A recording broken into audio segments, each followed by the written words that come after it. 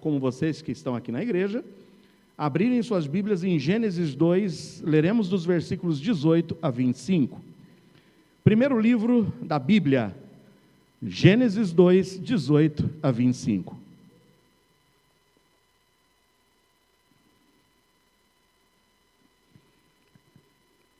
Gênesis 2, 18 a 25. Trataremos hoje com um tema que nós já divulgamos, falaremos sobre os 3 pilares da família cristã. 3 pilares.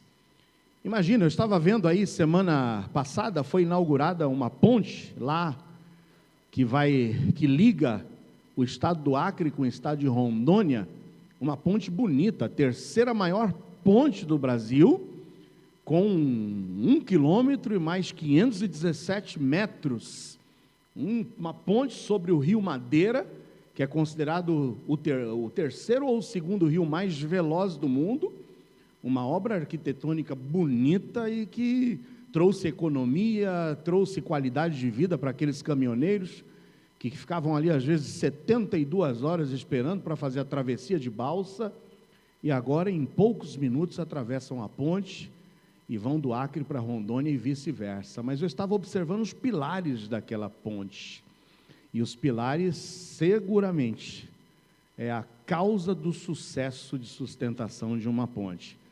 Eu não passei por ela ainda, foi recém-inaugurada, mas quero conhecer essa ponte. Mas eu já passei pela maior aqui do país, que eu acredito que alguns de vocês já tiveram oportunidade também, que é passar lá pela ponte Rio-Niterói. Quantos já passaram por ela, né? Baita de uma ponte, não é mesmo? E sobre o mar, imagina aqueles pilares, e a gente fica imaginando como é que aquilo foi, né, construído em pleno mar. Então, uma obra muito bem planejada para garantir o sucesso de apoio para aquela ponte. Então, quando a gente vai falar de pilares hoje da família, a gente vai falar de coisas que são muito bem planejadas para que possa sustentar essa instituição chamada família. Abriu aí em Gênesis 2, a partir do versículo 18, diz assim: disse o Senhor Deus, não é bom que o homem esteja só, far-lhe-ei uma ajudadora idônea para ele. Havendo, pois, o Senhor Deus formado da terra todo o animal do campo e toda a ave dos céus, os trouxe a Adão, para esse ver como lhes chamaria, e tudo que Adão chamou, a toda a alma vivente, isso foi o seu nome. E Adão pôs os nomes a todo o gado, e às aves dos céus, e a todo o animal do campo, mas para o homem não se achava ajudadora idônea. Então o Senhor Deus fez cair um sono pesado sobre Adão, e esse adormeceu, e tomou uma das suas costelas, e cerrou a carne em seu lugar. E da costela que o Senhor Deus tomou do homem, formou uma mulher, e trouxe-a a Adão. E disse Adão, esta é agora osso dos meus ossos, e carne da minha carne. Esta será chamada mulher, porquanto do homem foi tomada. Portanto deixará o homem o seu pai e a sua mãe, e apegar-se-á à sua mulher, e serão ambos uma carne. E ambos estavam nus, o homem e a sua mulher, e não se envergonhavam. Esse trecho, meus amados irmãos, nos apresenta de uma forma clara qual é o plano de Deus estabelecido para a formação de uma família. Uma das definições de família mais célebres, que eu acredito que você já ouviu, é que a família é a célula máter da sociedade. Ou seja, a família é a célula mãe de toda a sociedade. Eu não tenho dúvidas de que quando famílias estão fortalecidas, toda a sociedade se torna forte. E quando famílias estão fortificadas, a igreja também reflete como uma igreja mais forte, mais fortalecida. Nesse texto nós temos de uma forma elementar a constituição da família sob a ótica de Deus, que é o projetista, que é aquele que planejou a família. Quando olhamos para esse texto, sabemos que a família foi planejada por Deus, porque o versículo 18 afirma isso. Veja o que o versículo 18 diz: Disse o Senhor: não é bom que o homem esteja só. Quem percebeu que o homem estava só e que não lhe seria bom continuar só? Deus. É Deus quem planejou, é Deus quem projetou. Portanto, família é projeto de Deus. E como foi essa família projetada por Deus? Como é que Deus planejou essa família? Qual é a base de sustentação? O alicerce sobre os quais os pilares se erguerão. Os alicerces da família criada por Deus estão aqui de uma forma clara nos versículos 21 a 24. Então o Senhor Deus fez cair um sono pesado sobre Adão, e este adormeceu. E veja, tomou uma das suas costelas e cerrou a carne em seu lugar. E da costela que o Senhor Deus tomou do homem, formou uma mulher e trouxe-a a Adão. E disse Adão: esta é agora osso dos meus ossos e carne da minha carne. Esta será chamada mulher, porquanto do homem foi tomada. A família planejada por Deus, a família projetada por Deus, é uma família constituída entre seres semelhantes. Veja que Deus tira do homem uma costela. É da mesma espécie o ser que Deus iria criar para que pudesse ser o ajudador, pudesse ser a companhia idônea e legítima. Da costela de Adão, Deus forma um outro ser semelhante, um outro ser de mesma espécie, um outro ser humano. A família planejada por Deus exige que necessariamente seja entre uma relação entre dois seres humanos. Deus não criou o homem para relacionar-se com um animal, por exemplo. E nós vemos aí muitas loucuras sendo instituídas nos nossos dias. Tem pessoas se casando com bonecas infláveis. Tem gente que apela para isso, para ser a sua companhia. Diz que não dá trabalho, não reclama, né? Não dá despesas. Só o ar que tem que encher a boneca inflável. Mas Deus não criou o homem para relacionar-se com uma boneca. Deus criou o homem e disse: olha, eu vou criar um outro ser semelhante, de mesma espécie. Mas semelhante na mesma espécie, no entanto, de gênero sexual diferente. Veja que Deus, da costela que toma de Adão, ele formou uma mulher. Então a família projetada por Deus, planejada por Deus, é a união entre dois seres humanos. No entanto, é uma união heterossexual, a união entre um homem e uma mulher. É isso que Deus projetou, é isso que Deus planejou. No entanto, o versículo 24 expande um pouquinho mais essa base, esse alicerce. O versículo 24 diz: deixará o homem o seu pai e a sua mãe, e apegar-se-á a sua mulher, e serão ambos uma carne. A família idealizada, projetada, planejada por Deus, é a união entre dois seres humanos. No entanto, a união entre dois seres humanos de gênero sexual diferente, de sexo diferente. É a união entre um homem e uma mulher. Só que é uma união monogâmica. É um homem se unindo a uma mulher. Nunca passou pela cabeça e pelo coração de Deus que fosse a união entre um homem e duas ou mais mulheres, e nem tampouco entre uma mulher e dois ou mais homens. É uma união monogâmica.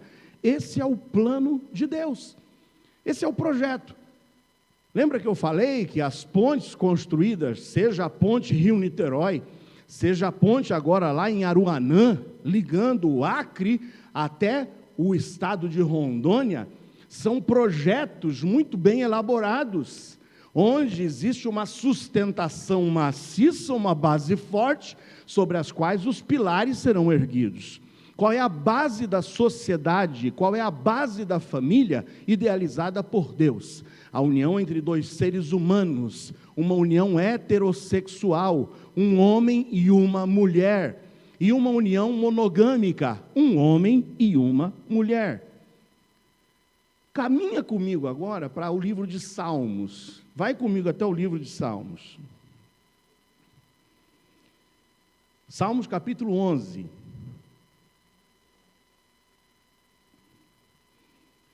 Veja o que diz nos versículos 3, 4 e 5. Salmos 11, 3, 4 e 5. Lemos que, se forem destruídos os fundamentos, que poderá fazer o justo? O Senhor está no seu santo templo, o trono do Senhor está nos céus, os seus olhos estão atentos e as suas pálpebras provam os filhos dos homens. O Senhor prova o justo, porém ao ímpio e ao que ama a violência, odeia a sua alma. Nossa sociedade tem destruído fundamentos. A nossa sociedade tem destruído bases sólidas sobre as quais Deus havia estabelecido, principalmente, a constituição da família. O salmista já dizia e nos dava um alerta: se forem destruídos os fundamentos, que poderá fazer o justo? Primeiro, o justo precisa saber que o Senhor continua no mesmo lugar, o Senhor continua soberano, o Senhor continua do seu trono observando a todos os homens e observando qual é a tua atitude diante desse mundo que perverte, desse mundo que destrói os alicerces e as bases da família. O que você vai fazer? A Bíblia está dizendo que o Senhor está te provando. E é nesse momento que a gente precisa olhar para a nossa sociedade. Nós vivemos hoje no que se chama um Estado democrático de direito. Já ouviu isso? Como essa frase tem sido repetida durante os últimos tempos. É uma conquista importantíssima nós vivemos em um Estado democrático de direito, onde nós possamos saber exatamente quais são as leis, quais são os nossos direitos e quais são os nossos deveres. E sabemos a quem prestaremos contas e de que prestaremos contas. O direito tem um papel fundamental de reger a vida em sociedade, estabelecendo a organização, as condutas necessárias ao desenvolvimento coletivo e a harmonia nas relações interpessoais. A própria Constituição brasileira já dizia, nesse Estado democrático de direito, o que seria a definição de família. Lá no artigo 226, eu trouxe um resuminho para vocês.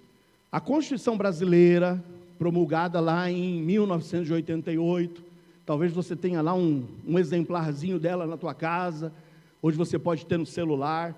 No artigo 226 diz o seguinte: a família, base da sociedade. É daí que você ouve aquilo lá, célula máter da sociedade. Família é base da sociedade. Família é alicerce da sociedade. Lembra que eu falei? Famílias fortes vão gerar uma sociedade forte, igrejas fortes, consequentemente.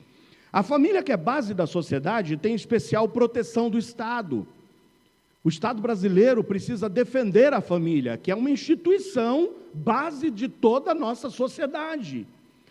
O parágrafo 1º diz que o casamento é civil e gratuita a sua celebração. Como é que se constitui uma família segundo a Constituição? Através de uma celebração civil, que, para ter essa garantia do Estado, como a família sendo a base de toda a sociedade, ela deve ser gratuita a sua celebração. Se você não tem condições de pagar, você não vai pagar, mas não é por isso que você não vai casar. Você vai afirmar: não tenho condições de pagar, e você vai casar. Porque a Constituição diz que deve ser garantido esse direito de se casar. O parágrafo 2º, ele equipara também a cerimônia civil como uma possibilidade, de acordo com a lei, a cerimônia religiosa, de acordo com a lei, a poder também ter o mesmo efeito de uma cerimônia civil. Vocês já viram aqui o pastor Joel fazendo casamento na igreja? Onde os nubentes vêm aqui e assinam o termo de casamento aqui? Isso está totalmente dentro da lei. A cerimônia religiosa, ela equipara-se à civil, desde que feita e procedida de acordo com a lei. O parágrafo 3º diz que, para efeito da proteção do Estado, é reconhecida a união estável. E a Constituição diz a união estável entre um homem e uma mulher como uma entidade familiar. Eu sei que tem muitas pessoas que dizem: eu não vou casar, eu vou viver junto. Isso se constitui o que é chamado uma união estável. Isso pode ser reconhecido como uma entidade familiar. É claro que desde que seja provado que vocês têm uma vida em comum, de que realmente dividem aí a sua vida. Agora, tem muita gente que vai para isso, para facilidade, porque vai também, me perdoa a palavra que eu vou dizer, vai pela covardia de muitas vezes não querer assumir o compromisso, porque se não der certo eu vazo, eu caio fora e não tenho despesa para divórcio nem nada. E tem gente que se submete a uma união estável, achando que está levando vantagem. Eu digo para vocês, embora a união estável possa ser reconhecida como um casamento, isso exige uma ação judicial. Então você que se acomoda em uma situação de união estável, se o teu cônjuge morrer, você vai ter dor de cabeça. Você vai ter que se levantar para provar primeiro que você vivia com essa pessoa uma união estável. Vai precisar de testemunha, vai precisar de documentos, vai precisar provar isso em uma ação, vai ter que ir atrás de advogado, para depois que provou que viveu uma união estável, converter isso em casamento. É mais uma despesa, para que você possa depois gozar, quem sabe, do benefício. Hoje quem é casado, hoje quem realmente se submeteu ao que a lei diz, quando o cônjuge morre, o processo é automático, só basta a certidão de óbito, e você já tem direito a gozar o que lhe é de direito. Então não vai nessa de que união estável é a mesma coisa, porque não é a mesma coisa. Uma coisa é uma coisa, e outra coisa é outra coisa. Então nós que somos cristãos, devemos caminhar por aquilo que é justo, certo e correto. E aqui está dizendo ainda, no parágrafo 4º, entende-se também como uma entidade familiar a comunidade formada por qualquer dos pais e seus descendentes. É considerado família também. Você, minha amada, que ficou viúva, você, meu amado, que de repente se divorciou e assumiu, a família, assumiu os filhos, assumiu tudo isso, tu és considerado também uma família, segundo a Constituição. Por que o pastor Joel está falando isso? Eu estou falando isso, sabe por quê? Porque o que parecia estar tão claro na nossa Constituição, de repente ruiu. Lembra do que a palavra de Deus diz em Salmos 11? Se forem destruídos os fundamentos, o que pode fazer o justo? Eu trouxe aqui só um pequeno artigo, escrito por Luiz Fernando Augusto. O Luiz Fernando Augusto é sócio proprietário de uma sociedade advocatícia chamada Tavares e Augusto Advogados. Por que eu trouxe esse pequeno texto? Só para te dizer algumas palavras-chave. Olha o que o Luiz Fernando Augusto diz. Com o passar do tempo e a evolução a que passou a sociedade, o modelo familiar mudou. Sabe que o que eles dizem que foi mudado, eles dizem hoje que isso é fruto de uma evolução. Aquilo que vai contra a palavra de Deus hoje é considerado uma evolução. É isso que o mundo diz. A evolução a que passou a sociedade, o modelo familiar mudou. A família passou a ser vista como um instrumento de desenvolvimento pessoal de cada indivíduo, e não mais como uma instituição. O que vale agora nessa união de duas pessoas é o que ele vai chamar aqui, expande-se as palavras usadas. Hoje as pessoas se unem por haver uma atração entre elas, um querer. A união das pessoas possui um fim egoísta. E se você acha que a palavra egoísta, ela pode ainda ter uma conotação positiva, é o que ele tenta nos dizer. A união das pessoas possui um fim egoísta, porém no melhor sentido do termo. Vês que essa se dá pelo fato da outra pessoa lhe trazer prazer, felicidade e crescimento. Hoje as pessoas vão para uma união pensando, se a outra pessoa vai lhe dar prazer, felicidade e crescimento. É uma união egoísta, é por isso que você vê hoje famílias sendo destruídas com a famosa desculpa, eu não tenho mais prazer, eu não tenho mais, sentimento, eu não tenho mais felicidade, e isso é a justificativa para se interromper uma família, e se terminar com tudo, porque família hoje é um processo, segundo as palavras de Luiz Fernando Augusto, um processo egoísta. O que eu posso conseguir nesse relacionamento? Para mim, é a satisfação própria, e não no que eu posso proporcionar para o meu próximo. Como se percebe, não há mais que se falar em casamento como elemento de criação da família.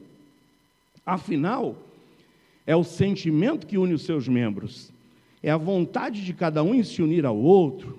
Por isso, hoje é possível vislumbrarmos que uniões estáveis podem constituir família, que há família monoparental, a mãe ou o pai solteiro. Eu estou a fim de ter um filho, mas não estou a fim de casar. Não, eu quero ter um filho. E se recorre hoje ao quê? A uma inseminação artificial ou um relacionamento sexual consentido com o único fim de ter um filho. E é o que a gente observa por aí. Um personagem famoso da comédia brasileira, que faleceu há pouco tempo, como é que ele fez para constituir a sua família, para poder ter filhos? E para poder, então, satisfazer ao seu desejo e trazer a felicidade para si, a barriga de aluguel. Porque 2 homens jamais podem fazer um filho. O elemento responsável pela constituição da família é subjetivo e decorre da vontade dos indivíduos. E foi baseado nisso que o grande ativismo, seja judicial ou político, com a famosa e pretensa defesa dos direitos das minorias, fez com que em 2019 o STF, o nosso Supremo Tribunal Federal, mudasse o conceito de família da nossa Constituição, embora diga que ela merecia a proteção do Estado, e ser a união entre um homem e uma mulher, diz que o conceito de família não pode ser restrito a uniões heterossexuais. Então, hoje no nosso país, família também é a união entre 2 homens ou 2 mulheres. Quando a gente permite que o projeto de Deus seja ruído, mais uma vez eu chamo a tua atenção para o texto de Salmos 11:3. Se forem destruídos os fundamentos, que poderá fazer o justo? E aí no versículo 5, o salmista diz: o Senhor prova o justo, porém ao ímpio e ao que ama a violência, odeia a sua alma. O Senhor nos provará, meus amados irmãos. E o que eu estou falando para vocês, eu estou falando com o respeito de como eu disse que a gente vive num Estado democrático de direito, onde as pessoas hoje podem fazer as opções que quiserem. Você pode fazer a escolha que você quiser. E a gente tem que respeitar as escolhas pessoais das pessoas. No entanto, a gente não pode respeitar a posição pessoal das pessoas, destruindo os fundamentos da palavra de Deus. É por isso que eu estou falando. Eu vou falar hoje de 3 pilares da família cristã.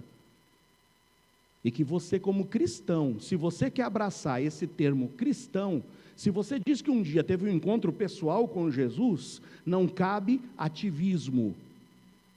A gente respeita as pessoas nas suas decisões. A gente respeita cada um que quer ir para onde quer por sua vontade própria.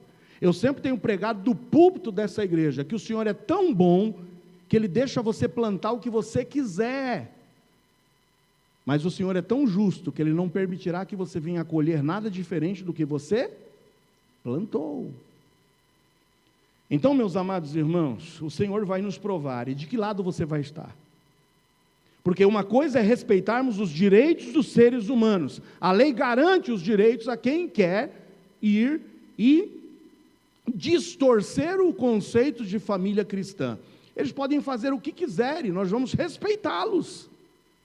No entanto, uma coisa é respeitar os direitos, outra coisa é sermos coniventes com o modelo da sociedade regido pelas leis. Porque se a gente quiser fazer uma escolha, e o Senhor nos prova, e é isso que o Salmo 11 está falando, Ele vai te provar, de que lado você vai ficar? De que lado que o pastor Joel vai ficar? De que lado que você vai ficar? Se eu tiver que escolher um lado, A Bíblia diz em Atos 5:29, porém respondendo Pedro e os apóstolos disseram, mas importa obedecer a quem? A quem? A Deus! Mais importa obedecer a Deus do que aos homens. E eu quero te dizer, você que se levanta para o ativismo, você que se levanta para dizer, não, a sociedade mudou, tudo mudou, a sociedade evoluiu, como o texto que eu li. Eu quero que você saiba o que está escrito em Romanos 1:32, os quais, conhecendo o juízo de Deus, que são dignos de morte os que tais coisas praticam, não somente as fazem, mas também consentem aos que as fazem. Respeitar o direito das pessoas é uma coisa. Agora, ser conivente e virar um ativista de proteção desses direitos, que vão contra a palavra de Deus, é nesse momento que a Bíblia está dizendo que o Senhor prova o justo, e os olhos dele continuam no mesmo lugar do seu alto trono nos contemplando. É nesse momento, e a partir dessa compreensão, meus amados irmãos, que a gente vai separar os meninos dos homens. É nesse momento que a gente separa quem é joio de quem é trigo.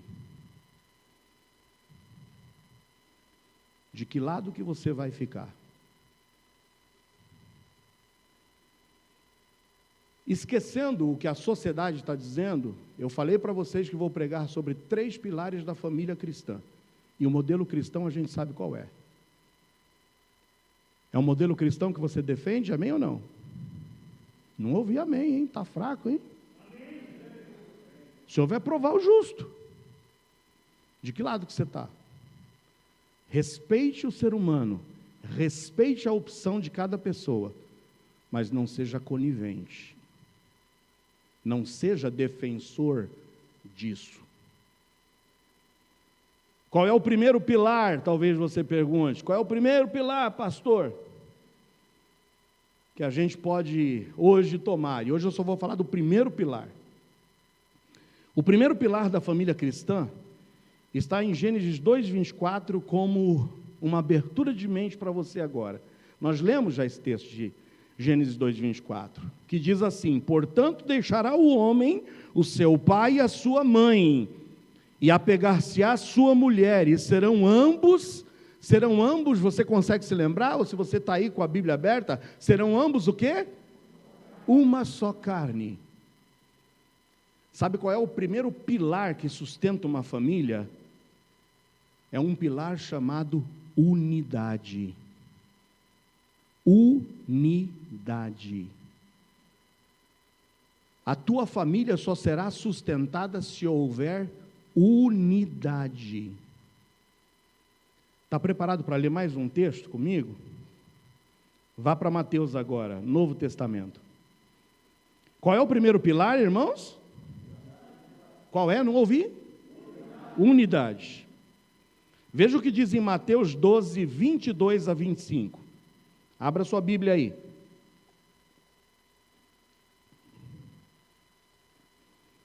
Em Mateus 12, 22 a 25, diz o seguinte: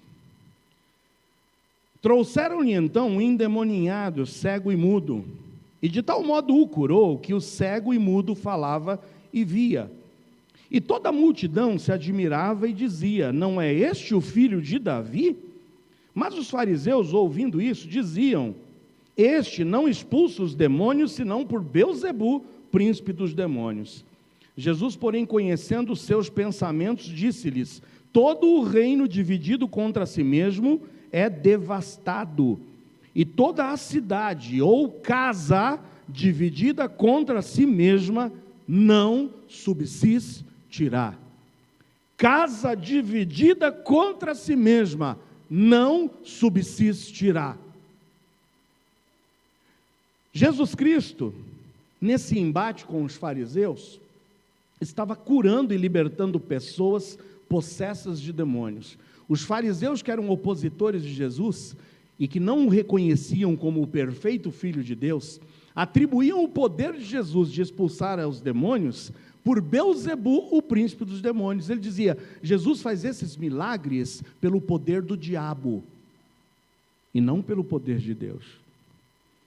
Aí Jesus, de uma forma muito simples, ele diz, escuta, se é o diabo que está expulsando os demônios, quer dizer que a casa do diabo está dividida, e nenhuma casa dividida subsiste, nenhum reino dividido subsiste.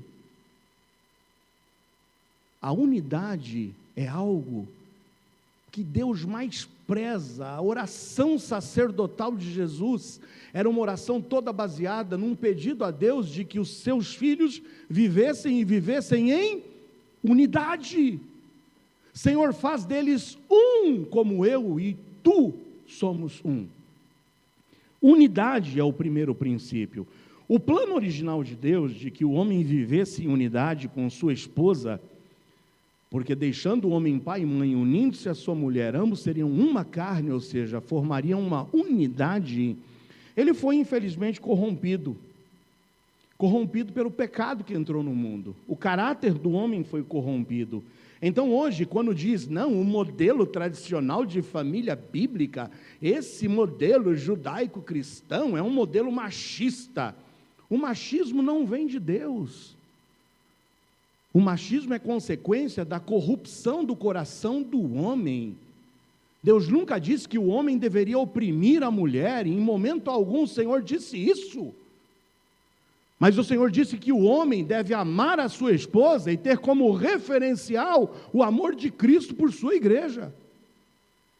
Então qualquer manifestação de um marido machista, opressor, não condiz com a imagem refletida de Deus no ser humano. Não é o modelo que está errado, é o coração do homem que se corrompeu pelo pecado. Todo o fato da mulher hoje exercer uma rebeldia, de se levantar e dizer, jamais eu prestarei contas a um homem, a rebeldia e esse sentimento também faz parte da corrupção do ser humano. Porque a Bíblia nos diz que o modelo do amor do homem para com a mulher tem o referencial do amor de Cristo por sua igreja, ou seja, se entregou a ela. O marido tem que se entregar à mulher, e a mulher deve exercer na sua relação com o seu esposo o mesmo referencial da igreja para com Cristo. Ou seja, a Bíblia diz que o amor de Cristo nos constrange a tal modo que a gente se entrega a Cristo. E a gente diz, eu quero ser feliz com Cristo. E hoje, se as mulheres se tornam rebeldes e querem se tornar independentes dessa relação com os homens, não é porque isso reflete um modelo falido de família, é porque isso reflete a corrupção do coração do ser humano. É a corrupção do ser humano que hoje faz com que mães matem filhos, porque o amor materno é a expressão maior de tipificação do amor de Deus. O profeta nos diz, pode uma mãe esquecer-se dos seus filhos e abandoná-lo? Da mesma forma que uma mãe não abandona o seu filho, eu, Deus, não abandono o meu povo. Agora, hoje você vai ver mães matando, ou não vê? Vocês viram esse caso dessa semana? Do pobre garotinho de 3 anos, que a mãe num surto, o assassino mata na cozinha, trucida aquela criança. A gente consegue imaginar o caso mais do que evidente de Jairinho, o grande doutor Jairinho, junto com a mulher que é conivente com toda a violência daquele seu companheiro, e companheiro que descobriu, olha, num estalar de dedos, e já descobriu que aquele companheiro podia dar conforto, casa boa e salário bom, e submeteu o seu filho à violência desse companheiro. Que mãe faz isso?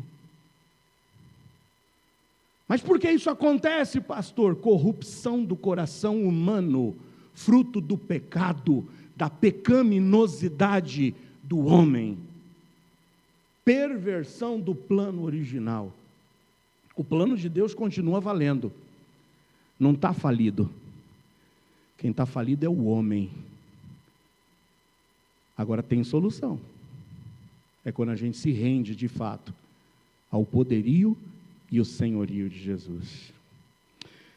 A primeira faceta da unidade que eu quero tratar, e são 3, tá bom? Hoje o primeiro pilar, como que se chama mesmo o primeiro pilar?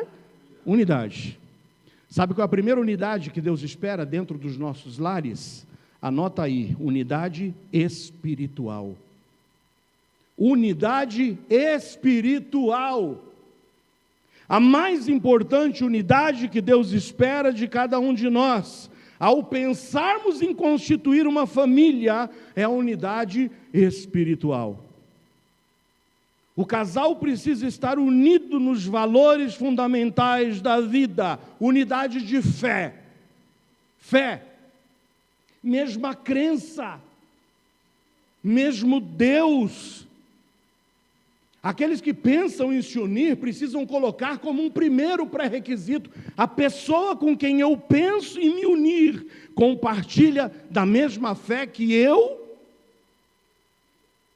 Porque se não houver unidade espiritual e principalmente unidade na fé, a casa dividida em si mesma não subsistirá. Sabe o que mais fortaleceu o meu relacionamento familiar com Cida, minha esposa? O fato de que nós compartilhávamos da mesma unidade espiritual. Defendemos a mesma fé, o mesmo Deus. Servimos ao mesmo Deus juntos. E isso motiva um ao outro. Quem vive em casa dividida, em unidade espiritual, onde não há unidade espiritual, sabe o que é querer buscar a Deus e não ter no seu cônjuge o mesmo objetivo. E você que ainda não se uniu, você que ainda não se ligou a alguém, não vai considerar que casa dividida em si mesma não subsiste? É necessário que haja unidade espiritual, unidade na fé, mas unidade nos valores cristãos. Viver esses valores e também exigir de seus filhos que vivam os mesmos valores. Se seu esposo não é cristão, minha amada, como você espera que ele tenha o referencial de amá-la como Cristo amou a igreja? Como é que você pode esperar do teu esposo um amor que se entrega, um amor que defende, um amor que se levanta para ser o teu protetor, se ele não tem um referencial de Cristo na vida dele? Como é que você vai esperar isso do teu esposo? Você, meu amado, que se une a alguém, está pensando em levar adiante uma relação com alguém que não compartilha da mesma fé, que não defende os mesmos valores, como você vai esperar que sua esposa, ela se submeta a você, confie em você, de tal forma que a igreja confie em Cristo? Se ela não tem o referencial de Cristo na vida dela, é inadmissível. É inadmissível que alguém que diga: eu creio em Cristo, eu defendo esse evangelho, eu defendo essa fé, pense em começar um relacionamento, dar um passo adiante com alguém que não compartilha da mesma fé. Casa dividida em si mesma não subsiste. Unidade com respeito ao valor da palavra como uma verdade absoluta e não relativa. Se um dos cônjuges não tem a Bíblia como regra de fé e prática, como querer que ele siga esse padrão? Se o teu namorado, se o teu noivo, e quando eu digo namorado, eu estou falando namorado, namorada, noivo, noiva, se esse que você está pensando em seguir adiante numa relação séria, não defende essa Bíblia, não defende esse padrão, como é que a coisa vai dar certa? Como esperar compreensão quando chega o dia de domingo e um quer ficar no futebol, principalmente hoje, e ainda mais se for corintiano? Eu quero ir para a Bíblia, eu quero ir para a igreja. Não, eu quero ficar hoje curtindo o Corinthians. E coitados dos corintianos hoje, né? Mas percebe? Eu vi aqui, meus amados irmãos, uma família, faz tempo, congregava aqui com a gente. O pai deixava a filha na porta da igreja e voltava para casa para ir curtir o futebol. Sabe onde a filha está hoje? Sabe onde a filha está hoje? No mundo. É um pai que não tinha o padrão da palavra de Deus como sendo o padrão para a sua vida. Como é que você espera? Como é que você vai conciliar o lazer? Como é que você vai conciliar as visitas? Como é que você vai conciliar os passeios? Quando você quer levar a sério a tua comunhão com Deus, mas a outra parte não o quer. Tem tudo para dar errado. Porque reino dividido, casa dividida, não subsistirá. Como conseguir levar a sério horários, compromissos e responsabilidades assumidas se a casa está dividida? Quando eu olho para a Bíblia, eu vejo os grandes homens e as grandes mulheres de Deus tomando uma decisão. A decisão de viver defendendo sua fé. No Antigo Testamento nós temos Josué que toma uma atitude diante do povo e diz: olha, vocês querem seguir os outros deuses? Sigam! Porém eu e a minha casa faremos o quê? Serviremos ao Senhor. Eu e minha casa. Como é que uma casa dividida vai poder assumir? Eu e minha casa vamos servir ao Senhor? Vai servir pela metade. Ruth, lembram de Ruth? A grande história de Ruth, de Orfa, as noras de Noemi, casadas com os filhos de Noemi. Noemi perde seu esposo Abimeleque, depois morre os seus 2 filhos, e as 2 noras ficam viúvas, juntamente com a sogra viúva também. A sogra diz: olha, podem voltar para a sua terra agora, voltem para o seu povo, porque eu sou uma velha, eu não tenho mais o que oferecer para vocês, estou viúva, não tenho mais filhos para prover para vocês, vão, vivam a vida de vocês, consigam um novo relacionamento, um novo casamento. Orfa voltou para o seu povo, mas Ruth olhou para a sua sogra e disse: não me instes, ou seja, não me insista para que eu me afaste de ti. Onde quer que tu estiveres, eu estarei. O teu povo será o meu povo. O teu Deus será o meu Deus. É isso que Deus quer ver de você, jovem, que está pensando em dar um passo a mais.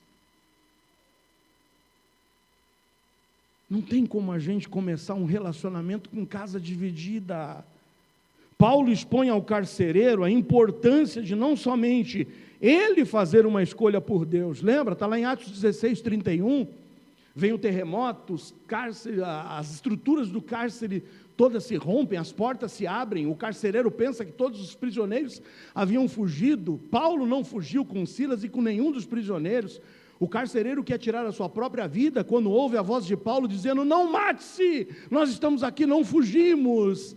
Ele se prostra diante de Paulo e diz: que é necessário que eu faça para que eu seja salvo? Paulo diz para ele: crê no Senhor Jesus e será salvo tu e a tua casa. O carcereiro o convida e o leva para a sua casa. Paulo anuncia o evangelho a toda a família se converte, e a gente vê a bênção de Paulo batizando a casa inteira. É isso que Deus deseja, que você e tua casa sirvam ao Senhor. Você pode dizer amém ou não? Unidade espiritual. A unidade familiar está intimamente ligada a uma unidade espiritual. Como você vai esperar que o teu cônjuge ouça a voz do Espírito Santo se ele não teme ao mesmo Deus que você, se não leva a sério a mesma palavra que você, se não luta e batalha pelos mesmos valores que você? Nota o que aconteceu com José e Maria. Lembra? Deus tinha um plano redentor para estender a humanidade. Olhou entre todas as jovens que viviam naquela época e disse: eu escolho Maria. Maria, jovem agraciada, jovem a quem eu farei com que o meu precioso filho, o meu perfeito filho, seja gerado no ventre dessa mulher. E um milagre iria acontecer. Maria conceberia do Espírito Santo de Deus. Deus que é soberano, o Criador do homem, o mesmo Deus que criou Adão, o mesmo Deus que de uma costela fez uma mulher, é o mesmo Deus que poderia colocar o óvulo fecundado dentro de Maria, para que dali nascesse o perfeito Filho de Deus. Só que, peraí, eu vou fazer isso com Maria e o noivo dela, será que vai cair nessa? Será que José vai acreditar se Maria aparece grávida, dizendo, olha, foi o Espírito Santo que me concebeu? Qual homem aqui acreditaria numa história dessa? Mas sabe o que Deus faz? Quando o casal compartilha da mesma unidade espiritual, quando o casal compartilha da mesma unidade de fé, quando o casal defende os mesmos valores, quando o casal sabe que essa palavra é palavra de Deus para ambos, Deus fala a ambos. Você não sonha em ver teu cônjuge falando, olha, Deus disse comigo isso, e você dizer, foi a mesma coisa que Deus disse comigo? Quantas decisões que a gente quer tomar, sejam decisões no dia a dia do nosso relacionamento, sejam decisões que envolvem a nossa vida econômica, e que nós estamos orando, pedindo a direção de Deus, e Deus fala no nosso coração, e quando a gente menos espera, vem o nosso cônjuge e fala, Deus falou também ao meu coração, e quando a gente cruza as informações, a gente vê que Deus falou a ambos. Você sonha com isso, com Deus se comunicando contigo e com teu cônjuge? Isso não vai acontecer se a casa está dividida. O anjo aparece a José e já se antecipa e diz, José, fica tranquilo. O que está gerado em Maria é fruto do Espírito Santo de Deus. Não pense em abandoná-la. O anjo acalma e ele tem certeza que era Deus se comunicando com ele. No mesmo momento, o mesmo anjo se comunicando com Maria e dizendo, olha, o que vai nascer de você é fruto do Espírito Santo. O ente que de ti há de nascer é o perfeito Filho de Deus e o Salvador da humanidade. José olhou para Maria, Maria olhou para José e sabiam, tem Deus nesse negócio, e nós vamos adiante, e vamos glorificar a Deus no nosso lar, porque nós estamos unidos na mesma fé, estamos unidos nos mesmos valores, a palavra fala ao meu coração, mas a palavra fala ao coração do meu cônjuge também. É isso que você sonha para ti? Casa dividida não subsiste. Como você, jovem, quer dar um passo a mais, sem unidade espiritual? Como Deus vai falar ao casal se a casa está dividida? A gente tem famílias se completando aqui, famílias que chegaram ao conhecimento da verdade juntos. E eu digo, vocês que se converteram juntos, e que os casais foram formados aí na mesma fé, e que estão crescendo nesse conhecimento, é gostoso ou não é a vida onde há unidade espiritual? Diga amém. Louvado seja Deus. É inadmissível que alguém pense em constituir família, começando com a casa dividida. Lembre-se, casa dividida contra si mesma não subsistirá. Pastor, eu reconheço, errei, e agora como é que eu faço? Ore a Deus, joelho em terra. A guerra se ganha com a oração, amém ou não? A oração vai onde as palavras não vão. E a gente vai orar para que haja unidade espiritual na nossa família. É esposa orando pelos esposos, é esposo orando pelas esposas, e são os jovens orando para que Deus levante um jovem ou uma jovem, segundo o coração de Deus, para ser aquele com quem você vai dividir a tua vida. Não se precipite, não se precipite. É decisão para toda vida. Unidade espiritual, a mais importante, mas tem que haver unidade também de propósito ou alma. Olha o que diz em Amós 3,3. Em Amós 3,3 diz, porventura andarão dois juntos, se não estiverem de acordo? Olha, de nada adianta, ainda que haja unidade espiritual, se faz necessário a unidade de propósitos. Como estarão e se manterão dois casados, se não estiverem de acordo?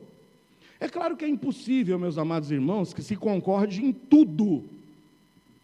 Até porque o homem é diferente da mulher e vice-versa. Nós vamos ter pontos de discordância. Eu não concordo com tudo da minha esposa, da minha amada esposa Cida. Tem coisas que nós discordamos, como por exemplo, carne bem passada ou carne no ponto? É difícil. Eu gosto ali pingando, sabe? Deu uma coloradinha, uau, é assim que eu gosto. Ela tem que deixar esturricar, como diz. Agora eu digo, essa diferença para a gente chegar e falar, não dá para continuar mais, porque eu gosto de carne no ponto e você gosta de carne bem passada? Eu até brinco às vezes, e Tainá está aí, né? Ainda bem que minhas filhas todas puxaram a mim. Quando a gente faz o churrasquinho, é todas com a carninha sangrando e só a dona Cida de braços cruzados esperando chegar o ponto da carne dela. A gente discorda no ponto da carne. A gente discorda, por exemplo, em pizza com borda ou sem borda. Eu prefiro a pizza sem borda. Eu gosto da massa fininha, crocante. Mas lá em casa eu perco, porque todo mundo gosta com borda. Quando eu finjo esquecimento e trago a pizza sem borda, não tem borda. Aí eu falo, vai, tá bom, vamos lá. Aí a gente compra a pizza com borda, corta a borda e dá borda para elas comerem.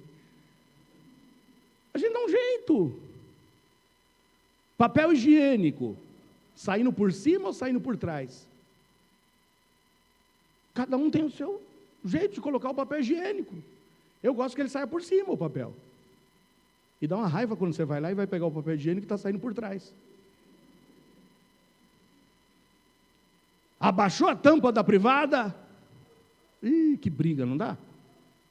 A gente não concorda com tudo.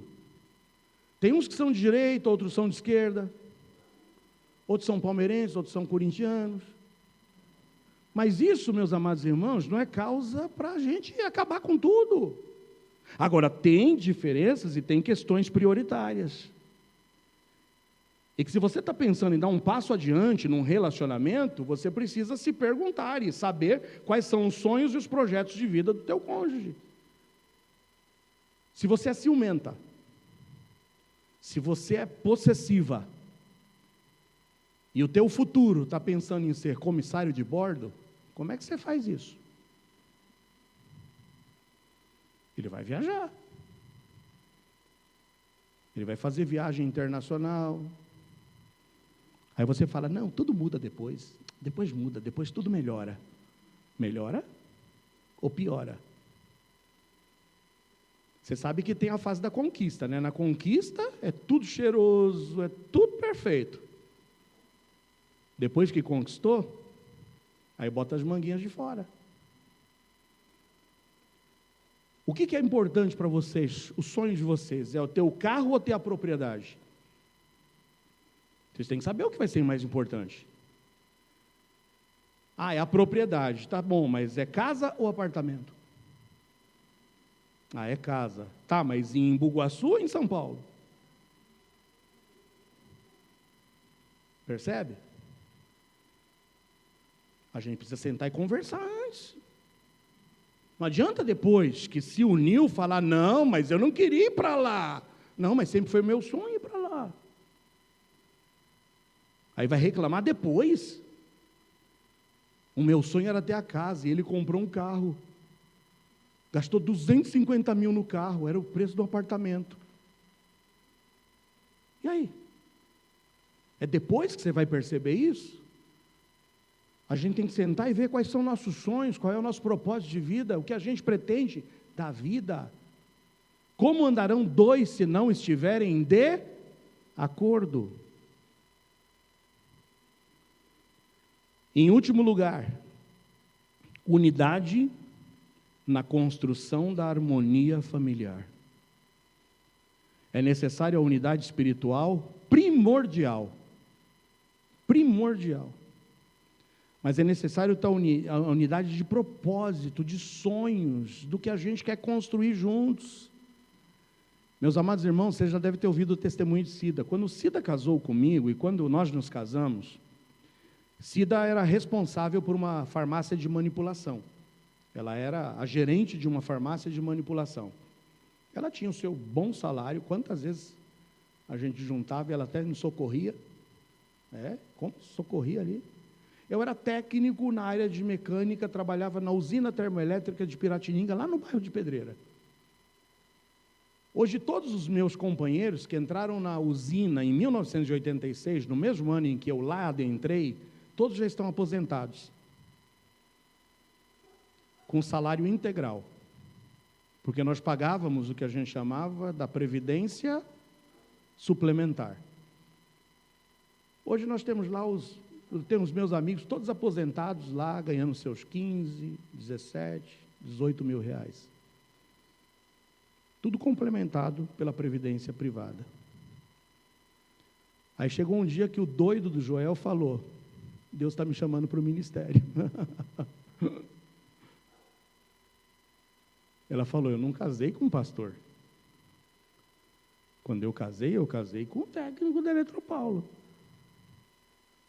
Como é que a gente faz agora? Sabe o que salvou a nossa vida? É porque a gente não tinha errado na primeira unidade. E qual é a primeira unidade? Espiritual. Nós servíamos ao mesmo Deus. E sabe o papo de José e Maria? Quando vai Deus e fala para Maria, e depois Deus vai e fala para José? É o que aconteceu. Deus confirma o coração dela, Deus confirma o meu coração.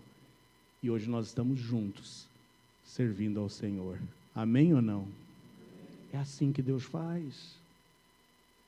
É assim que Deus faz. Mas se não fôssemos unidos espiritualmente, e se não houvesse entre nós uma unidade de propósito, hoje pastor Joel não estaria aqui com vocês. E nem tampouco irmã Cida. Unidade na construção da harmonia familiar. Grandes problemas no casamento ocorrem por uma não obediência a posições, a prioridades e a divisão de tarefas dentro do lar. Lembra que eu disse que o pecado corrompeu o coração do homem e transformou homens em machistas, transformou mulheres em empoderadas, transformou pais em rebeldes e transformou filhos em revoltados? A gente precisa hoje retornar ao que a Bíblia diz. Há uma prioridade que deve ser a primeira na tua vida, é Deus. Por isso que não tem como começar um relacionamento em uma casa subsistir se Deus não for o dono dessa união. Se Deus não for a terceira dobra daquele cordão, de Eclesiastes 4, 9 a 12. O cordão de 3 dobras não rompe. O lugar onde Deus está, o lar onde Deus reina, é fortalecido. Em Mateus 6,33 está escrito: busque a Deus em primeiro lugar, e todas as demais coisas vos serão o quê? Acrescentadas. Deus é o primeiro no nosso lar. Essa ordem não pode ser tirada. Se Deus é o primeiro no coração do marido, e Deus é o primeiro no coração da mulher, os valores serão ressaltados. O marido amará a esposa, seguindo o modelo de Cristo amando a igreja. A esposa respeitará e amará o marido, da mesma forma que a igreja ama a Cristo. Não teremos dificuldades, porque Cristo, Deus, é o referencial de nossa vida. É Deus, são os cônjuges, depois vem os filhos. Quando você inverte essa ordem, é prejudicial. Hoje tem pessoas que valorizam mais os filhos do que o cônjuge. Sabe quem veio primeiro? Não foram os filhos. Os filhos são consequência da tua união com a tua esposa. Os filhos não podem ocupar o lugar do cônjuge na tua vida. Ambos devem zelar pelo bem-estar dos filhos, cuidar, batalhar. Mas os filhos baterão asas e voarão. Os filhos vão bater asas e vão voar. E você vai ficar chupando o dedo. Porque isso faz parte do plano estabelecido por Deus. Deixará o homem pai e mãe para se unir à sua mulher. Vem Deus, vem os cônjuges, vem os filhos, depois vem os seus pais. A gente deixa os pais, mas a gente não abandona os pais. A gente tem um zelo espiritual, porque a Bíblia diz que aquele que não cuida da sua própria família é pior do que quem? O incrédulo, pior do que o infiel. E negou a fé. A gente não vai abandonar os nossos pais. Nós vamos fazer o possível para honrá-los. A obediência cessa na maioridade, na tua emancipação. Você, filhinho, está vivendo às custas dos pais? Não atingiu ainda a sua maioridade? Você vai ter que rezar na cartilha dos teus pais. É simples assim. Quer ganhar asas e quer voar? Busca a tua emancipação. Espere os seus 18 anos, aí você vai cuidar do seu nariz. Enquanto está dentro de casa, tu tens que obedecer aos teus pais, não importa a tua idade.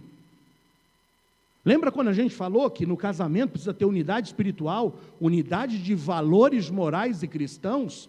Você que é pai, que tem marmanjo ou marmanja dentro de casa, o marmanjo e a marmanja têm que seguir a tua cartilha, a cartilha da palavra de Deus. E se não quer seguir essa cartilha, que bata asas e voe. A gente não pode ser conivente com o pecado dentro da nossa casa. De jeito nenhum. De jeito nenhum.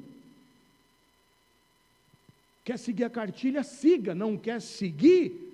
Pega teu rumo. Hoje tem filhos mandando os pais. Hoje tem pai que fala, eu prefiro ter minha filhinha aqui se relacionando com o namorado dentro de casa, pelo menos eu estou vendo.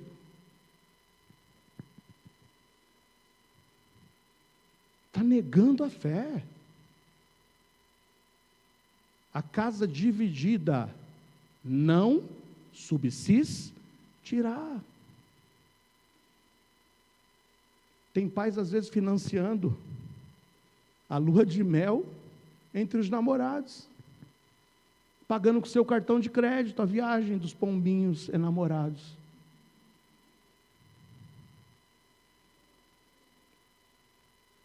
Quando há unidade espiritual e Deus constitui-se como prioridade dos cônjuges, o marido amará a esposa como Cristo amou a sua igreja. A esposa, sentindo-se amada, também retribuirá ao homem o amor e o respeito. E os filhos? Os filhos devem ser amados, os filhos devem ser cuidados por ambos, que de igual modo têm a responsabilidade de conduzi-los ao conhecimento da verdade. Os pais terão a responsabilidade de exigir dos filhos, primeiro, o cumprimento dos valores cristãos.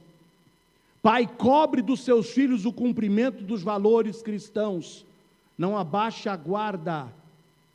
Seja o dono do teu lar, debaixo da autoridade que Deus lhe deu. O respeito aos valores contidos na palavra. Filhos têm que respeitar os valores cristãos, têm que respeitar os valores da palavra. E o cumprimento das regras disciplinares estabelecidas pelos pais. Eu tenho 40 anos. Tem 40 anos? Mas está comendo o feijão do pai. A mãe está lá lavando a roupa. E aí, quer fazer o que quer? Tem que cumprir com as responsabilidades. Como deve ser a disciplina dos pais para com os filhos? E aí a gente fala desde os filhos menores até os maiores. Lembre sempre que o objetivo da disciplina não é afastar, mas é reconduzir o filho de volta. A disciplina tem uma finalidade: reconduzi-lo de volta. Quando o filho pródigo chega e fala, me dá a grana que me pertence, e vaza da casa do pai, o pai o deixa ir. O pai amava o filho, mas o pai sabia que o filho precisaria sofrer a correção da parte de Deus. E quando o filho volta arrependido, o pai o reconduz de volta ao lar, o perdoa. E é assim que tem que ser a vida. O arrependimento abre portas. O que se arrepende, confessa, esse alcança a misericórdia, mas o que encobre as suas transgressões, jamais prosperará. Só que a tua autoridade, pai e mãe, ela vai refletir quem você é. Sabe como teus filhos vão te honrar e te respeitar? Quando eles olharem para ti e eles enxergarem coerência no teu padrão de vida. Coerência. Se a tua vida não for coerente com o que você está exigindo dos teus filhos, como ele vai? Ah, vai para a igreja. Não é vai para a igreja, é vamos para a igreja. Lembra do que eu falei? Não adianta você deixar teu filho na porta da igreja, achando que são os professores, que é o pastor que vai promover o crescimento espiritual do teu filho. O primeiro que tem essa responsabilidade é você, pai, é você, mãe. Devemos corrigir quando se ultrapassa os limites das regras que devem ser claras. Estabeleça regras. Só que quando as regras forem estabelecidas, e quem é que estabelece as regras? É a mãe? Quem é que estabelece as regras? É o pai? Quem é que estabelece as regras? Os dois. Vamos sentar aqui, minha esposa? Vamos sentar aqui, meu marido? Olha, fulaninho ou fulaninha está ultrapassando os limites. Vamos estabelecer umas regras de comum acordo? Só que é o seguinte, o que eu cobrar, você tem que cobrar. O que eu estabelecer, você tem que estabelecer. O que não pode ter aquilo. O filho sabe para onde ele vai correr. Ah, meu pai é rigoroso, mas minha mãe passa a mão na minha cabeça. O pai fica sendo o carrasco e a mãe fica sendo a bela. Ou vice-versa. Ou vice-versa. Devemos corrigir quando se ultrapassa os limites das regras que devem ser claras. Estabeleça as regras e dê oportunidade. Lá em casa a gente tinha sempre as regras estabelecidas. Primeira vez a gente sentava, batia um papo. Viu, ó? Pisou, escorregou, hein? Segunda vez, mais um papinho. Terceira vez não tinha mais papo. Era correção. O que era? Ah, era ficar pendurado no tronco, pelas pernas, de cabeça para baixo, até o sangue descer para a cabeça. Brincadeira, irmãos, não tem nada a ver com isso. A correção muitas vezes é tirar o que mais ele gosta, sabia? De nada adianta você falar, ai, ultrapassou o limite, ai, vem cá. E como Dona Cida falava, a gente só tira o pano, né? Tira o pó. Vem cá, ai, meu menininho. Ai, coitadinho, eu não vou deixar ele sem o celular. Poxa vida, deixar sem o celular, ele vai ter um treco. Não, ele não pode ficar. Não, sem isso, sem Netflix, não, eu não posso deixar ele. Disciplinar com amor. E mais ainda, pais, com autocontrole e calma. Autocontrole e calma. Cuidado, você se conhece? Respira, conta até 1000 se for necessário. Não se deixe levar pela impetuosidade, depois a gente se arrepende. Não corrija com gritos, e as regras impostas têm que valer ontem, hoje e amanhã. A gente tem que ser rigoroso e por amor. E mais ainda, repito uma vez, os pais têm que estar unidos no cumprimento da disciplina. Eu encerro dizendo o que está no versículo 25 do texto de Mateus que nós lemos. Jesus, porém, conhecendo os seus pensamentos, disse-lhes: todo reino dividido contra si mesmo é devastado, e toda cidade ou casa dividida contra si mesma não subsistirá. Cristo hoje pode curar. Pode curar as feridas que talvez estejam abertas. Cristo hoje pode curar as feridas no coração de muitos filhos que se sentiram aqui, às vezes trucidados pelos pais, quando a correção não era coerente, quando teus pais, por exemplo, não tinham coerência no seu padrão de vida, e talvez hoje você olhe para o teu pai com ódio no coração, olhe para a tua mãe com rancor. Cristo pode curar hoje as tuas feridas. Cristo pode curar os lares hoje que estejam divididos. Sim, Cristo pode. Você talvez tenha se precipitado, tenha tomado uma decisão errada, hoje a tua casa você sente que está dividida, e o texto diz que casa dividida não subsiste, mas nós cremos num Deus que consegue reverter o mal em bem. Cristo pode curar o teu lar hoje. Cristo pode hoje restaurar a unidade que está faltando. A oração move montanhas, e a oração chega onde nossas palavras não alcançam. Você quer hoje cura para o teu lar? Você hoje quer cura para os teus relacionamentos? Creia no Senhor. Vamos ficar em pé, vamos louvar ao Senhor.